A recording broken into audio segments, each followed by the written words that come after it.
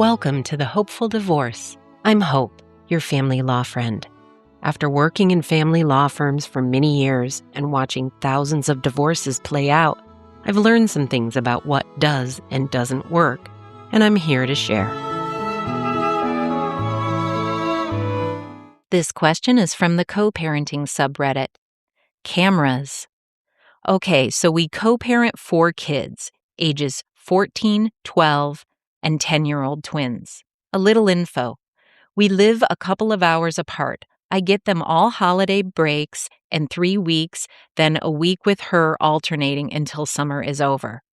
She has boundary and respect issues, so I keep her at a distance and communicate mostly with kids more than her. They have iPads and phones. So I had them for 3 weeks. I'm single and I work, so I'm taking extra days off during the week and also working half days and took one of the weeks off. When they go back to her, she interrogates them normally and tells me, "You need to get a camera. You're leaving them to themselves too much and they can't settle disagreements on their own."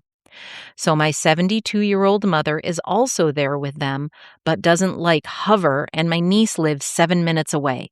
They have food, drinks, Wi-Fi, TV, video games, and iPads, and can contact me at work, and I answer right away. They also have my work number.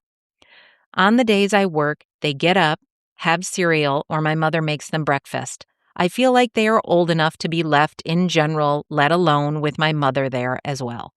I didn't respond to her request. Then a week later, she asked again before picking them up, and I said this: "I don't think it's needed. They have multiple ways to get a hold of me. Nothing has happened that makes me feel like I want that. My mom is there 90% of the time. Michelle lives 7 minutes away, and they are older already. I check in regularly, and they have a routine, and they are fine, and I'm not concerned." She then started acting like I'm neglecting the kids, and I stood my ground and said no. It's a few things. 1, I don't think it's needed at all. They aren't fighting all day or anything, and there hasn't been any issues. They get along mostly, just normal sibling things. Then she has cameras in all their rooms at her house and uses them to monitor all day and interjects when they argue or she's watching and anything happens. She also listens on my conversations with them. Also, I voice concerns about the kids telling me her boyfriend yells at them and they argue in front of my kids. And when I asked her about it, she was defensive and blamed the kids for not listening, and that's why he yells at them. So I had a conversation with him directly, and both have stopped since. But she didn't seem to care about my thoughts, and not that it's tit for tat, but I'm not going to let her tell me what I need to do when she needs to worry about what's going on over there. So I just don't like the idea in general. I don't want them feeling like we are always watching and listening to them. It was a whole text war back and forth. I stood on it and refused. She just had a camera sent to my home today. Any thoughts?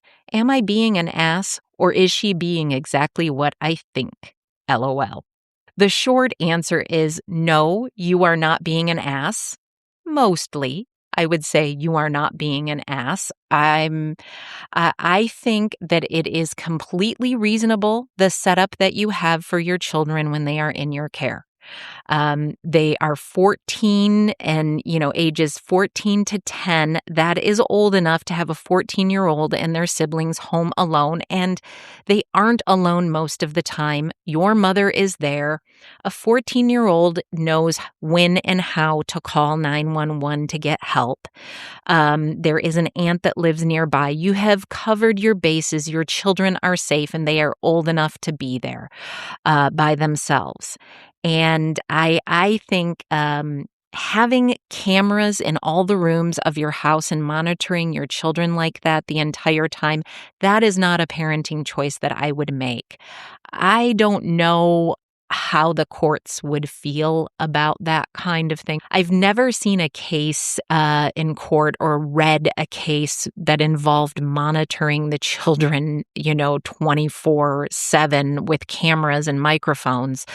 I think in general, you're allowed to record things in your own home, and parents are allowed to record their children. So I don't know that it's a legal issue. It's just more of a parenting choice.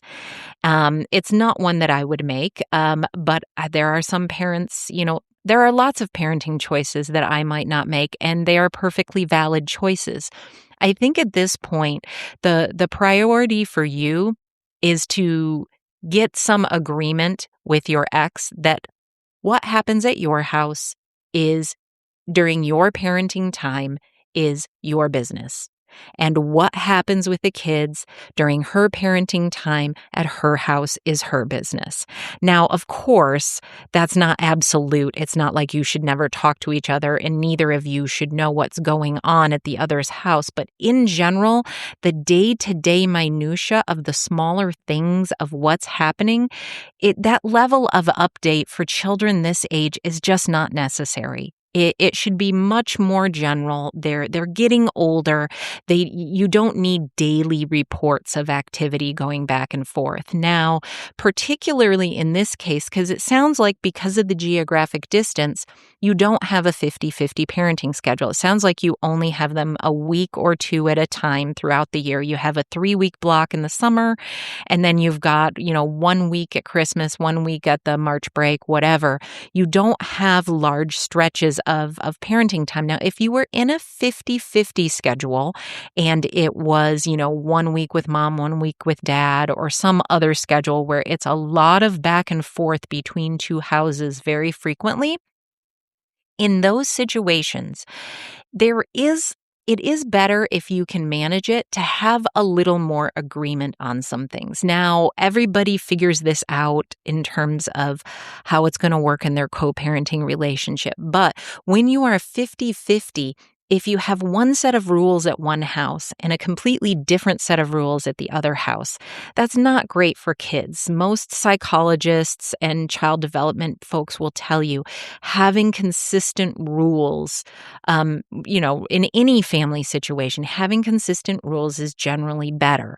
It doesn't mean that you have to mirror everything and everything has to be exactly the same at both houses, but like the big categories of rules, and because you want to have consistency of rules like no screen time until you've finished your homework, or, whatever the rules are in your home that are going to be about, developing them and their habits and their education and their growth. If you can reach more agreement on those things, it is better for children. Now, in not every co-parenting situation, the level of communication just isn't there.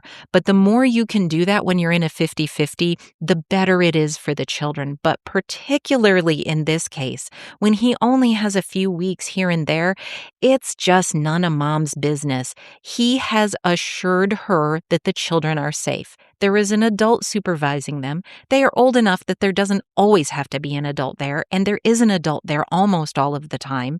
They are old enough that this isn't necessary, and camera monitoring is just not a reasonable request. I mean, she can make the request, but sending the camera and demanding it when it's something that you don't want is not reasonable. And I would recommend that you just send the camera back. It's that simple. Don't even open it.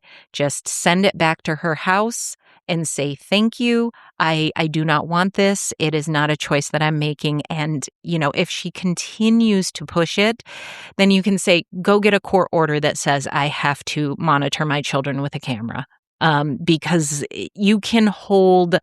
it's okay to hold a boundary like this. You get to parent your children and you say you don't feel comfortable with it.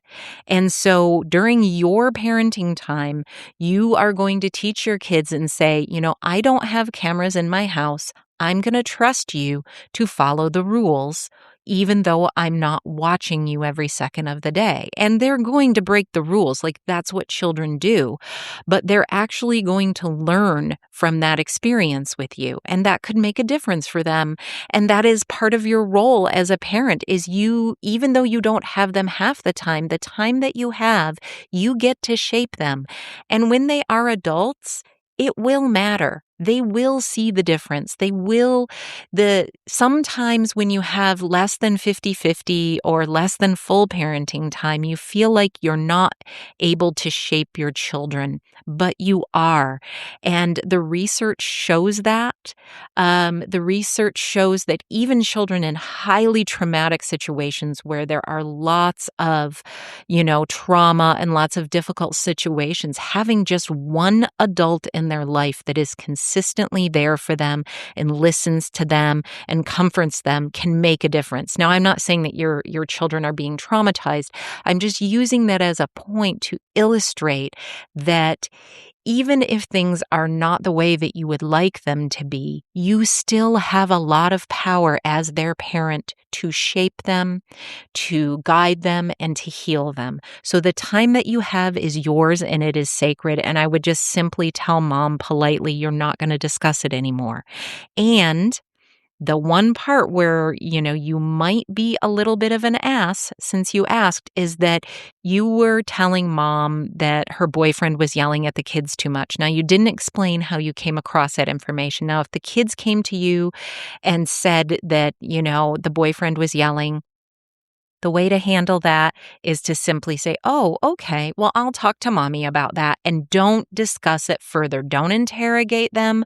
Don't get into it. Just take the information, de-escalate the situation. Don't get mad. Wait until you're in another room if you're mad about it. And then, feel what you need to feel about it. And then immediately address it with the other parent. Now, yelling is one of those things that there is a huge spectrum of what yelling could be. Everybody loses their cool and yells sometimes. And to be really honest, sometimes not sometimes. Children are not reliable witnesses. There's a reason why they're not allowed to testify in court until they're of a certain age. And even when they are a certain age, it is taken with a grain of salt because children's minds and the way that they described things and when they tell you what happened, they exaggerate. It's not manipulation. Your kids are not being jerks. It's just their brains are not fully developed. And so if they tell you something's going on at the other house, you do have a duty and a responsibility to reach out to the other parent and say, hey, in a non-aggressive way and in a neutral way, what's going on with this? And make sure that it's being addressed. But give your other parent the benefit of the doubt, because that's what you want them to do with you. We all lose our cool. We all have moments where we're not our best. And if that happened with the boyfriend sometimes, ask mom to deal with that. All right. And then move on. But, yelling can mean so many things, and it could mean abuse. It could mean very bad things. But if that was going on, there would be other signs. There would be other signs. If something dangerous was happening, there would be awareness of it. So whenever you get reports from the other house about things that concern you, it's tough because you have to respect the other parent's right to parent in their house, in their way, and just like you want them to respect you. But you also have to communicate with each other. So it's not simple, but in this case, it sounds like mom is pushing a little too hard, that things have to be the way that she wants it to be, and you just need to politely hold firm and keep saying no on that. And then offer her the same respect and model for your kids respectful behavior and don't draw them into the drama.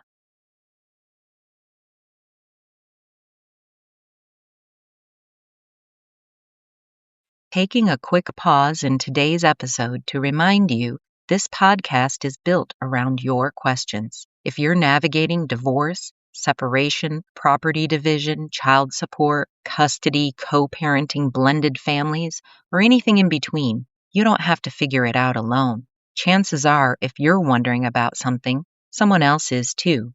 You can submit your questions anytime through my website at hopefuldivorce.com. Whether it's a big, complicated situation or a simple, what does this legal term mean, or why does this happen this way? All questions are welcome. I read every submission, and your question could be featured in an upcoming episode to help not just you, but others going through similar experiences. So if something's been on your mind, send in your question. Let's keep the conversation moving forward.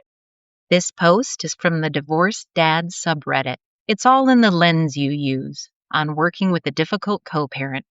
My former wife, the kid's mom, and my co-parent have been doing this dance since we separated in 2021. I have primary custody, and she shifts between being engaged and disengaged as a function of who she's dating. It was annoying until I learned to see the patterns and then could soften the blow for the kids when she shifted her focus. Lately, things have been good though. I've needed more support, and she's been helping me get the kids to school and picking them up a couple times a week. She lives about 35 minutes away. She does nice mom things like help my eldest pick out a dress for graduation and making sure the little one gets love. She missed the pickup this morning, but dropped a Starbucks off for her. She popped by the house after and dropped off a coffee for me.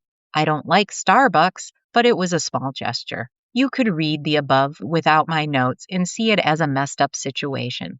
She prioritizes her social life over the kids, misses pickups, etc. I choose to look for the positives and do not give any headspace to the things that could be negative. I'm not saying to go through life with rose-colored glasses, but when it's the small things, don't get hung up on them. Have a great day, dads. Oh, I love this post. It's not really a question, but I wanted to share it because I just loved it so much, and because I think it is a really important point about ongoing co-parenting.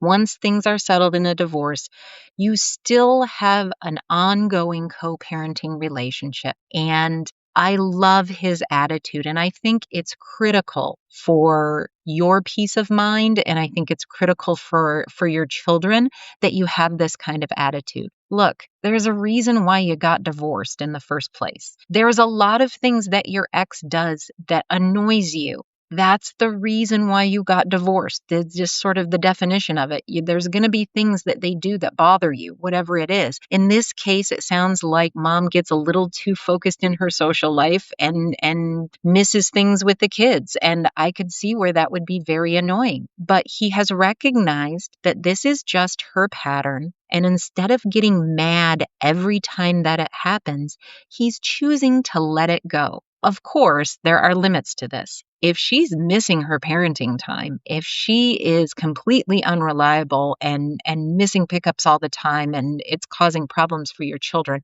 that's a different story, okay? And that's not what he's describing here. He's talking about the small things. When she gets a new boyfriend, she's just a lot more flaky, and he's noticed the pattern. So now he's aware of it. And when mom gets a new boyfriend, he's going to expect her to be a little more flaky and be a little more prepared and manage his life a little more carefully and maybe have a different backup. Sounds like he's calling her when he's in a bind and needs a pickup. Well, if she gets a new boyfriend, then maybe he's going to, make arrangements with a friend to be his backup when he needs help, that kind of thing. That's all that you can do. We can't control other people's behavior. And the fact is, he is going to have a relationship with this woman for the rest of his life through his children. Now, as they get older, once they become adults, the relationship is going to become much more distant and much more infrequent. But particularly while the children are growing up, but even throughout life, he's always going to be connected to her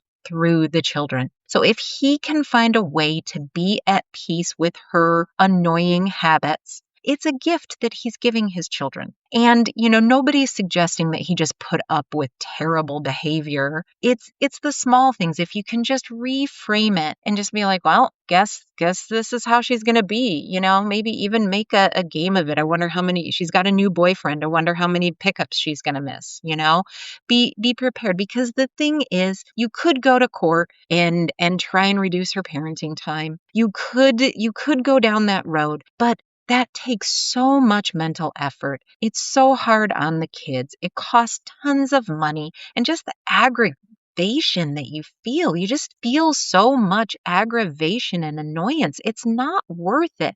Just let the small stuff go. Now, if it's big stuff, well, that's different. But the greatest gift that you can give your children is a good relationship with their other parent. It doesn't mean you need to be best friends. It doesn't mean that you need to always be there for each other like you were before. But having a peaceful relationship and just looking for the positives. He doesn't like Starbucks, but hey, at least she did something to acknowledge her mistake. Like, that's looking on the bright side. That's looking on it. And hey, he's giving his children a gift. I bet the daughter was very excited to go dress shopping with her mom for her graduation dress. That's just a daughter-mom thing. And yes, dad could have taken her shopping, and it's okay, of course, for a dad to take a daughter dress shopping. But there is just something about that, about going dress shopping with your mom, that's special. And by not amping up the level of aggravation with mom and just being grateful that she does these things, even though sounds like she's not showing up the way that she should, and frankly, sometimes that's just the case. The other parent sometimes just isn't as good of a parent. It's sad to say, like, some people are self-centered. Some people are more focused on themselves and just don't give to their kids the way that you would. And there's nothing you can do about that except for just love your kids enough to make up for those deficiencies. That's all that you can really do. And I'm not talking about abuse. I'm talking about just, personality traits that are maybe not the best, but not abusive and not horrible. Those kinds of things, just forgive them and help make up for it when you can, and be grateful when they're not being that way. And, teach your kids to appreciate that. Your children are going to get so much out of that. And they're also, going to learn something about mom's flakiness. It's sad, but sometimes the other parent is the one that teaches your kids the bad things in life. Like, that's just kind of what happens. Like, maybe these children are going to be like, yeah, I don't want to ever have a flaky partner because their mom was so flaky and their dad was,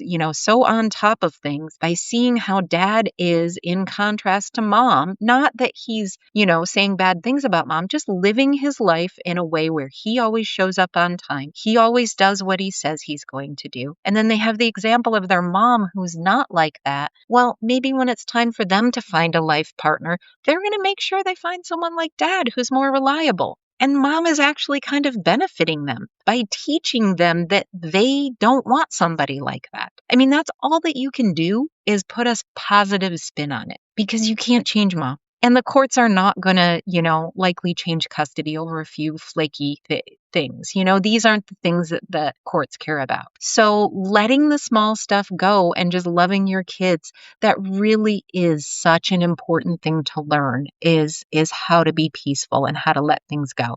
Because it is such an interesting thing.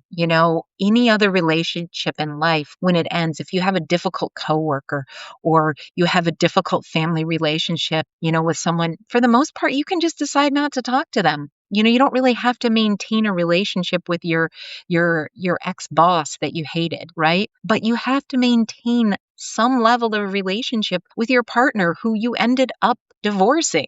And that's tough. No other relationship is like that, where you have to maintain a connection ongoing for years and years. For the most part, we don't usually do that in life. So there isn't a great model for how to manage it. So I just want to say congratulations to this dad. It's great that you have found this perspective, and I hope that more people can find ways to let the small things go with their co-parent and then just focus on loving your kids. It is a great gift. Thanks for listening to The Hopeful Divorce. If this episode was helpful to you, share it with someone who might need it, and be sure to subscribe so you don't miss future conversations. And as you deal with challenges of separation, divorce, and rebuilding your life, always remember the wise words that Christopher Robin told his friend Winnie the Pooh. You're braver than you believe, stronger than you seem, and smarter than you think. Until next time, take care of yourself and keep moving forward.